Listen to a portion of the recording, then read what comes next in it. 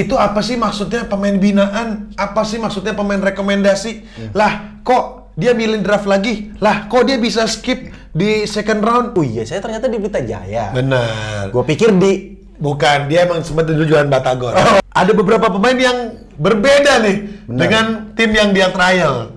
Ya, gue nggak mau ngomong. Iya, karena nanti jadi fitnah. Iya, elah. Menurut gue sayang banget kalau satu di lapangan dan satu di bench. Iya. Lu nggak suka sama aturan IBL? Enggak, gue nggak suka.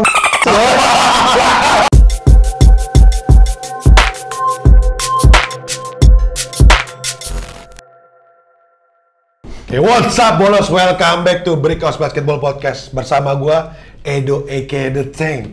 And then my partner, one and only, Mr. Siapa nama lo? Siapa nama lo? Wisnu! Gitu ya, ada dapet gitu. Wah, acara tema soalnya. What's up, men? Oke, gua di sini ada Franz. Kembali lagi. Kita ngomongin basket tradisional kayak seru nih episode ini. Iya, Karena beberapa hari lalu baru selesai IBL Draft, brother. Widih, lu ngikutin dong pastinya IBL Draft? Gua ngikutin. Lu kan sebagai pengamat bola basket yang sotoy, Yes. pastinya sosok intip-intip dong. Bener, yang bikin viral di chatting-chatting di kolom-kolom komen. Kok sekarang udah mulai menurun, udah mulai takut ya? Udah mulai kenal orang-orang basket yang banyak ya, jadi gak enak ya? Janganlah. Oke, jadi kemarin IBL Draft kemarin itu memilih untuk pemain rookie di setiap tim, lalu juga untuk pemain asingnya. Iya. Nah, Berarti kita mau bahas IBL Draft 2021. benar. Kita dari ini dulu ya, dari rookie dulu. Yes. Nah, jadi sebelum kita masuk ke rookie, kita mau jelasin dulu peraturannya. Yeah. Ini dari pengamat sotoy-sotoy ini ya. Dan benar. yang pasti sudah valid. Benar. Nah, pasti banyak yang bingung para viewers kita nih dan para fans basket. Itu apa sih maksudnya pemain binaan? Apa sih maksudnya pemain rekomendasi? Lah, kok dia milih draft lagi? Lah, kok dia bisa skip di second round? Nah, pada bingung taunya. Coba lu bantu jelasin. Jadi, itu gimana? Peter gak gue lempar. Oke. Gue Jadi maksudnya jelasin. gimana tuh? Pemain binaan, rekomendasi, terus draft rookie juga. Itu gimana Oke, tuh, brother? kalau pemain binaan itu khusus untuk tim yang baru join kemarin. 4 tim baru. Oke, Tangerang Hawks, Transpeak Basketball, Evo Bumi Standard, Borneo, sama Evos Thunder Bogor. bukan Evo Cilduk. Padahal anak-anak warnet tuh orang Cilduk. Terus? Nah, 4 tim itu dikasih jatah lah istilahnya untuk mendapatkan 5 pemain binaan. Oke. Karena kan mereka tim baru. Tim baru. Belum ada pemainnya, mungkin harus dapat pemain 5 binaan. Nah, Maksimal nih ya 5. maksimal 5. Nah, kenapa kok cuma boleh tim baru, yang lain nggak boleh? Karena yang lain udah ada. Yes, rosternya udah full, udah Yes. memenuhi. Nah, itulah jadi diberi kesempatan buat itu. Nah, yang kedua, pemain rekomendasi itu pemain yang slotnya itu cuman diberikan 3 ya tadi ya? Maksimal 3. Maksimal 3. Nah, setelah itu dia boleh milih lagi di draft rookie-nya. Iya. Nah, rekomendasinya itu 3, 2 dari domisili klubnya, 1 bebas dari luar provinsi lain. Makanya di rekomendasi itu banyak pemain-pemain yang kemarin lihat di Combine, ternyata kok nggak ada di draft rookie-nya karena udah diambil. Nah, karena udah jadi pemain rekomendasi. Oke. Seperti itu. Nah, sisanya adalah ya draft rookie-nya sendiri. Gitu. Dan yang terakhir juga ada undrafted. Jadi setiap pemain-pemain yang 30-40 orang itu yang masuk ke draft, yang tidak dipilih di first round dan second round, tim-tim yang 15 ini bisa ambil. Nah, itu sebagai pemain undrafted dan itu bebas. Nah, terus banyak yang bertanya, lah kok dia di second round nggak pilih draft rookie-nya, boleh skip? Nah, ternyata peraturannya yang penting setiap tim itu boleh pilih di first round. Nah, jadi first round dia udah pilih, second round dia bebas. Mau milih apa enggak? Itu ternyata. Nah, ini semoga menjawab dari pertanyaan para fans basket ya. Iya. Alasannya kenapa sih kok ini udah diambil? Lah, kok dia nggak pilih ke second round? Nah, ternyata itu alasannya yang kita tahu dari si pengamat sotoy basket. Nah, Franz, kayaknya seru kita bahas satu-satu, tapi kita bahas singkat aja. Yoi. Nah, gue mau nanya ke lo. Dari kita campur aja langsung ya binaan sama rekomendasi, karena menurut gue ini bisa dibilang semuanya rookie dong. Iya, semuanya rookie. Jagoan lu dari binaan dan rekomendasi siapa dan dari tim mana? Kalau gua ya, karena rekomendasi itu kan pemain-pemain yang direkomendasikannya itu kan atas dasarnya sebenarnya kalau mau ditahu banyak ya rekomendasi itu didasarkan atas apa juga sebenarnya gua kurang ngerti sih ya. Mungkin ini ada hal-hal yang lebih diatur secara khusus ya, yang kita juga belum tahu kebenarannya. Cuman kalau yang tadi lu tanyain, ya jelas di sini rookie yang sangat-sangat bagus tuh ada 2 tim menurut gue yang didapat. Yang itu ada, ini pribadi ya, yaitu ada Pelita Jaya yang pertama, yang kedua ada Satria Muda. Ya, kelas di Pelita Jaya itu ada Fernando Franco Manansang yang jelas sebagai kemarin viral ya. Iya. Nah, lalu ada Hendrik Savionga. Itu. Dan yang terakhir ada Yesaya. Ini yang buat gua kemarin jadi kaget. Yesaya ternyata di Pelita Jaya. Benar. Gua pikir bukan, dia emang sempat dulu jualan Batagor. Oh, bukan. Iya. Terus yang kedua Satria Muda ya, ada Ali Bagir sama Renard. Ini Renard ini pemain yang sedang berarti di China ya. Benar, di Taiwan lebih tepatnya. Di China. Nah, jadi dia dapat beasiswa di sana dan kalau nggak salah sudah lulus SMA, nih dia lagi sambil nyari kampus. Nah, mungkin dia mau main dulu nih di IBL. Makanya masuk ke pemain rekomendasi dari si Satria Muda. Iya. Tapi gue setuju nih sama lu, Frans. Kalau dari rekomendasi sama pemain binaan ini, Pelita Jaya sama Satria Muda mendapatkan pemain yang menurut gue berkualitas lah ya. Sangat baik. Gue bukan yang mengucilkan pemainannya ya. Maksudnya kalau dibilang ya yang performanya lagi bagus banget gitu loh, yang kita tahu di pertandingan dan turnamen-turnamen sebelum IBL ini, pemain-pemain yang dipilih sih itu sangat-sangat mendukung ya untuk tim itu ya. Tapi menarik juga di sini kita tahu juga di Prawira bro, ada Sultan bro, Sultan yang pemain PON Jawa Barat kemarin dan juga Firdan. Wah, salah dua jagoan Jawa Barat bro, hampir bisa membawa Jawa Barat kembali tripit medali emas. Tapi dia jadi balik lagi ke Prawira untuk main sama kakaknya kan. Iya, Guntara bersaudara. Benar, sama Reza Guntara. Iya.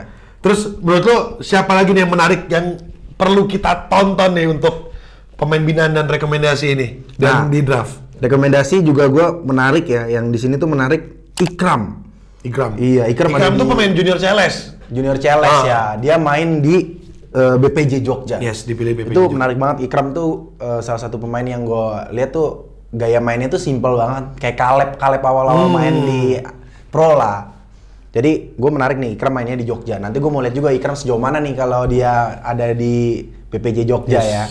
Di sini gue juga lihat nih mantan teammate gue dulu. Yes, namanya Ferdian Dwi.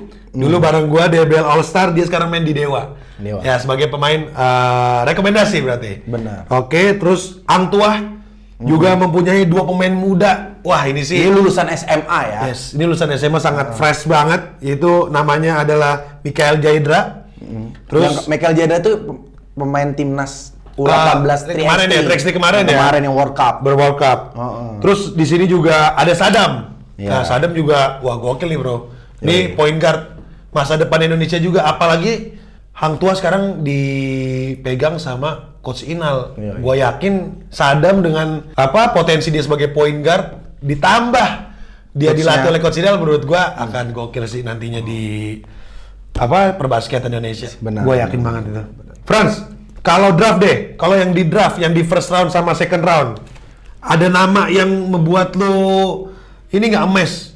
Siapa kira-kira? Sebenarnya gua kalau yang di draft ya, draft rookie ini yang di first round, gua nggak banyak tahu. Cuman ada beberapa yang menarik menurut gua di sini. Yaitu yang pertama ada Reza Saputra Butar-Butar. Ya.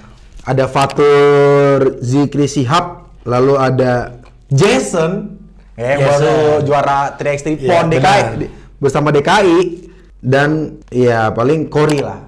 Ya itu yang menurut gua mengejutkan ya. Mereka kan kalau lihat domisilinya mereka tinggal kan ada yang di Tangerang tapi mainnya buat Jakarta, ada yang tinggal di Jogja mainnya buat ini gitu. Nah, ini menarik juga nih, makanya mungkin pasti banyak yang bingung juga karena pasti banyak si kepo-kepo basket lah pasti di sini.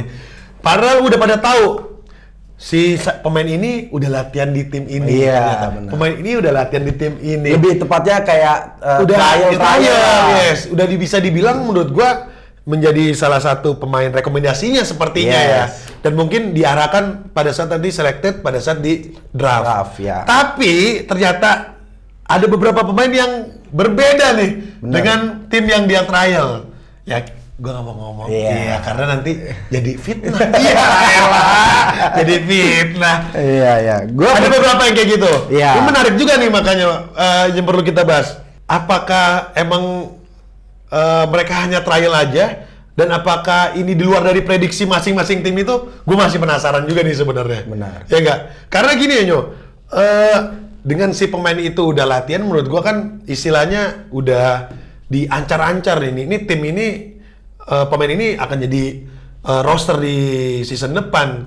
Kan ternyatanya main di tim lain, waduh, agak-agak membingungkan juga tuh. Mungkin juga bisa dilihat juga ya kalau ternyata draft itu kan kewenangan itu kan diberikan pada tim-tim yang dapat milih lebih dulu, yes. gitu kan. Itu juga sebenarnya jadi faktor mereka memilih pemain-pemain yang kompeten lah buat timnya nanti di musim depan gitu. Bebas juga dong gitu. Walaupun nanti di belakangnya itu ada 1-2 hal yang tadi kita nggak mau kasih, yang kita juga masih mencari kebenarannya. Ya, tapi itu ya balik lagi kebutuhannya adalah kebutuhan tim. Yes, setuju. Nah, gue mau bahas yang pertama tadi gue sebut yaitu Reza. Kenapa? Sebelumnya gue udah nonton dia buat tim Papua kan, sangat menonjol sekali anak ini main dan tinggi juga kan, posisinya mungkin shooting guard ya. Dan si Reza ini mungkin jadi salah satu nanti yang akan menurut gue pribadi kalau bisa lihat dia banyak improve di game nanti dia mungkin jadi salah satu nominasi Rookie of the Year dari itu gitu. Terus yang kedua gue tadi sebutin Fatur juga dari PON Jawa Barat. Jadi gue referensinya dari kemarin PON aja yang deket-deket dan juga bersama kampusnya ITHB. Iya, Fatur itu salah satu tim yang tingginya nggak tinggi banget tapi posisinya di small forward. Gue jujur karena bukan range siapa ya, jumpingnya dia tuh loncatannya tinggi. Gitu loh, hasil juga ada. Itu yang paling penting. Nih Fatur ini dengan postur yang bilang tadi sebenarnya small untuk di posisi big man, tapi hasilnya itu yang ngebuat dia bisa ada di posisi sana dan masih bertahan.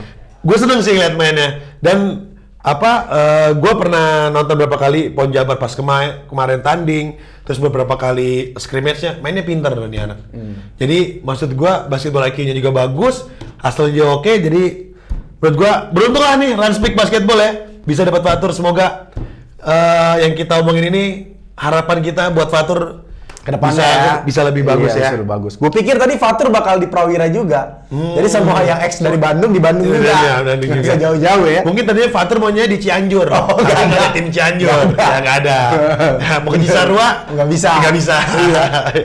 Oke, mungkin itu bahasan kita bro. Untuk tim rookie harapannya pemain rookie tahun ini maupun yang dari rekomendasi, binaan, yang draft atau undrafted yang nanti akan dipilih lagi, semoga mereka bisa tunjukin permainan yang terbaik ya dan membuat liga kita makin seru dengan pemain-pemain muda ini. Lebih berwarna ya. Lebih berwarna, lebih entertain juga pasti. Oke, sport tuh nggak jauh-jauh dari entertain. Benar, setuju. Good luck ya untuk good luck buat semuanya. Rookie season depan. Oke, next sekarang kita ngomongin IBL draft pemain asing. Ini juga yang sangat ditunggu-tunggu oleh semua fans basket dan juga pasti gue yakin itu tim-tim semua deg-degan semua tuh. Tapi sebelum kita mau bahas itu, lu jelasin dulu kena pemain asing buat nanti peraturannya. Oke, jadi peraturannya itu masing-masing tim boleh draft 2 pemain asing.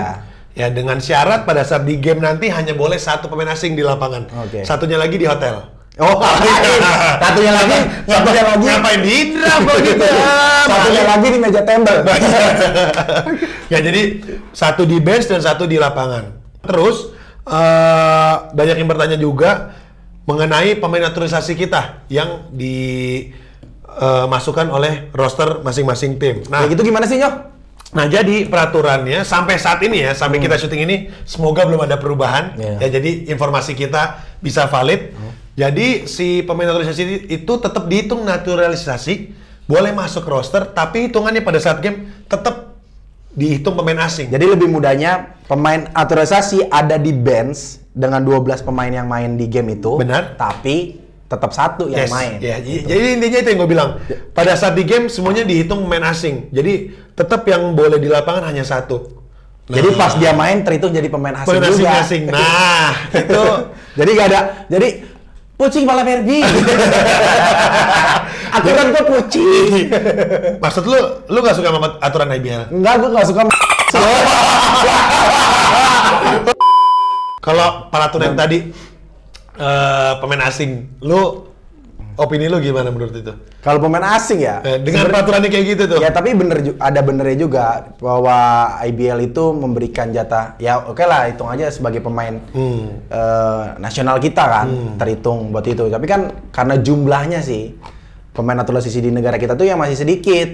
Jadi dari 15 tim contoh lah, kan belum tentu dapat satu naturalisasi. Mungkin kita bisa dihitung misalnya pemain naturalisasi kita 10, itu juga belum tentu semuanya mau main di klub-klub di kita kan. Jadi ada benernya juga. Cuman yang jadi masalah nanti adalah kesempatan mereka buat banyak menit di dalam lapangan itu yang jadi kendalanya. Karena mereka itu dinaturalisasi itu bukan gampang, dengan cara gampang. Mereka tuh jauh pergi dari negara asalnya untuk membela negara lain gitu. Komitmennya bro, bener. Paling penting menurut gua. Jadi terus disumpah atas nama negara.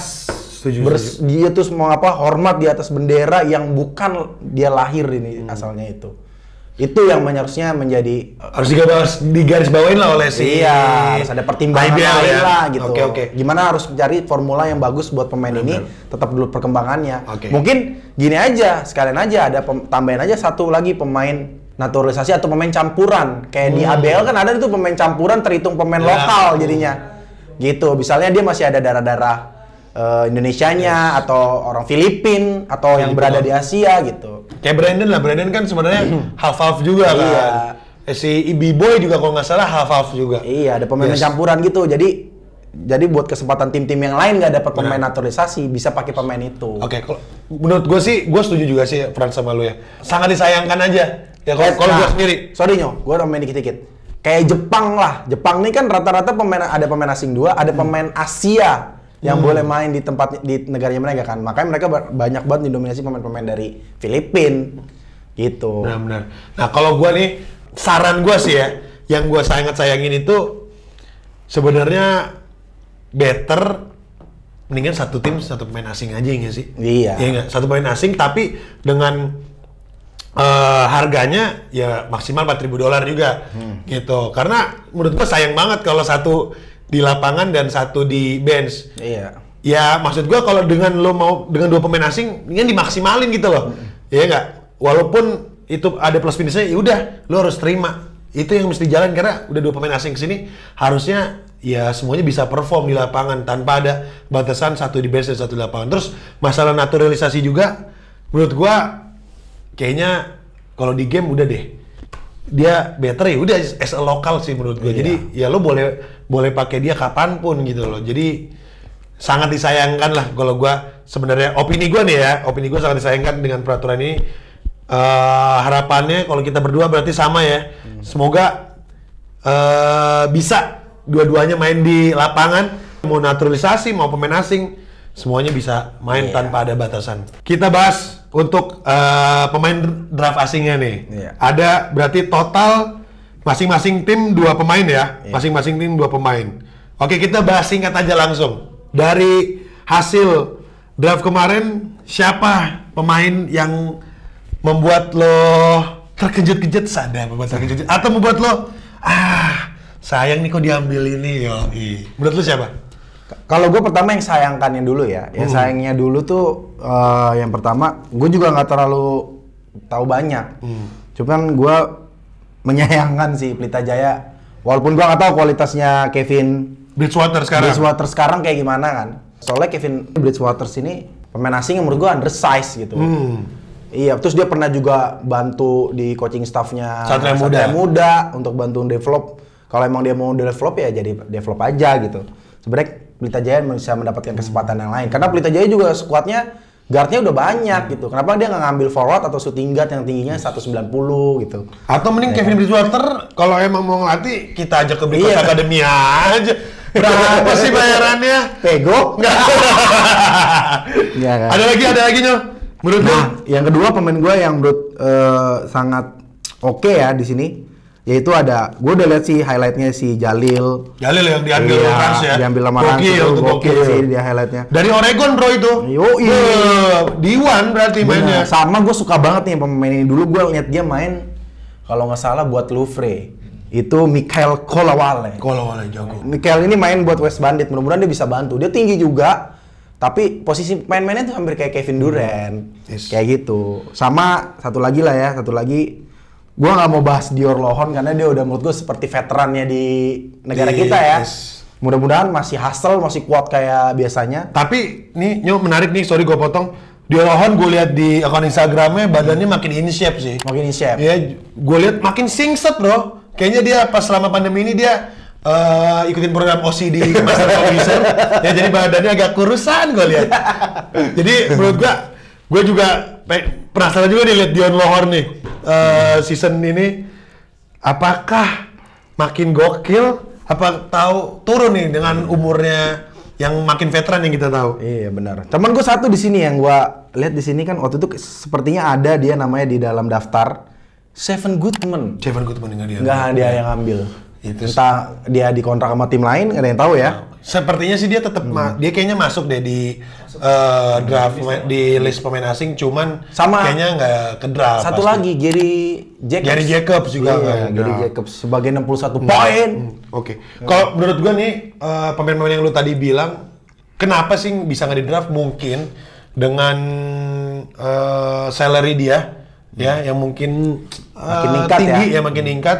Jadi masing-masing tim pasti kan mempunyai kebutuhan, yang mempunyai caranya sendiri nih gimana nih untuk season depan gua ambil yang berapa. Nah mungkin yang pasti dia nggak masuk dalam skema masing-masing tim itu. Jadi ya oke lah kita lihat juga nanti kan bisa ada tukar pemain asing bro di pertengahan season pasti. Itu semoga bisa terjadi tuh. Pemain-pemain yang kita kangen lihat bisa main. Bisa main ya. Nah kalau gua nih bro, kita mesti sadari nih banyak pemain yang ex season lalu main lagi yang tadi lu sebut Dior Lohorn. Di sini juga ada Anthony Waters, lalu Mike Glover bro, MVP, terus Elijah Foster, juga main lagi KSM, Kevin Bridgewater udah lu sebutin, Q Cotton, main juga di Hang Tua juara dunk contest si lompat pendek. David Atkinson juga pernah main di BPJ. Nah ini menarik juga pemain-pemain yang akan kembali lagi ke Indonesia. Semoga dia memberikan ini ya warna baru ya. Jadi sebelum-sebelumnya dia makin menurut gua harapannya makin improve gitu bro. Jadi dia udah di draft kita, udah sempat main di Indonesia, harusnya dia bisa adaptasi lebih cepat dari pemain-pemain yang lain, bisa tunjukin di setiap gamenya lebih entertain lagi. Bener kayak yang tadi lu bilang tuh, entertainment. Jadi gua berharap juga nih untuk pemain-pemain asing kita nanti yang berlaga, bukan hanya dia bisa mencetak poin yang banyak, tapi dia memberikan hiburan pada kita dengan cara mereka bermain, ya kan? Dengan dang-dangnya, mungkin dengan ankle dribble yang canggih-canggih itu. Sehingga jadi kita sebagai penonton juga bisa banyak belajar kan. Nah, ini di second round draft pemain asing, menarik nih bro. Ada yang di draft oleh Tangerang Hawks itu namanya Adam Drexler, yang ternyata anak dari legend NBA bro, yaitu Drexler yang memperkuat pernah di Portland, lalu finishnya dia di Houston Rockets. Waduh, semoga bapaknya bisa nonton ya. Bukan nungguin Drexler-nya, nungguin bapaknya semoga bisa nonton. Terus bawa Magic Johnson gitu. Iya, benar. Seru, jadi ramenya ke nonton IBL, tapi nonton bapaknya nonton. Oke, bro. Harapan lu Nyo untuk pemain-pemain asing? Ya semoga menit play-nya makin dikit lah. Biar semoga lebih banyak rookie ya daripada pemain-pemain asing.